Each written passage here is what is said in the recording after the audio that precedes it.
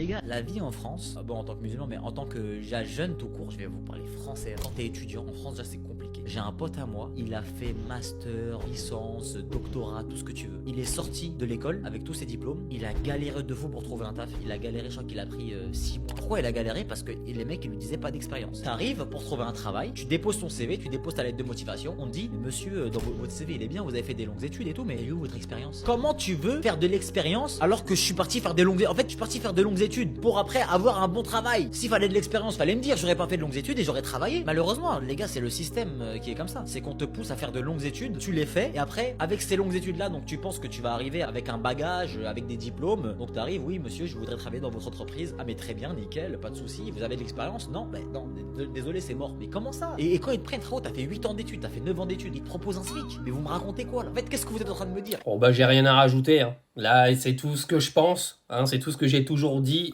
sur TikTok. Donc moi, je lui dis bravo, il a totalement raison. Alors après, au pire, il y a une alternative. Tu passes tes diplômes et puis tu pars vivre à l'étranger parce que tu seras beaucoup plus reconnu, par exemple, avec des hauts diplômes dans des pays comme les États-Unis, etc. Si tu viens avec de la motivation, bien sûr, parce que eux te laisseront ta chance, contrairement à la France. Et puis voilà. Mais aujourd'hui, faire des longues études en France et espérer travailler en France, t'auras un salaire de merde avec un bac+8. Hein.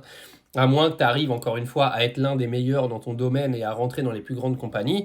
Mais encore une fois, comme il dit, sans expérience, ils te laisseront pas ta chance.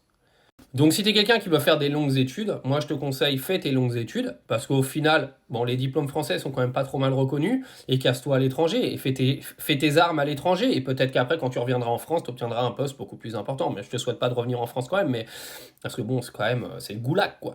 Mais voilà, aujourd'hui, c'est pas une réalité que de faire de longues études t'apportera un confort de vie, un confort de salaire, etc. Maintenant, je sais déjà les commentaires qui vont arriver. Ne pas avoir de diplôme ne te garantit pas non plus une vie à succès. Mais encore une fois, la morale de tout ça, c'est que l'école reste une obligation qui fait partie d'un système et ce n'est en rien un gage de garantie ou d'échec dans ta vie que tu aies des bonnes notes ou des mauvaises notes. Ce qui sera gage de succès dans ta vie, c'est ta détermination, ton travail et clairement ton intelligence dans tes choix et dans ta prise de risque.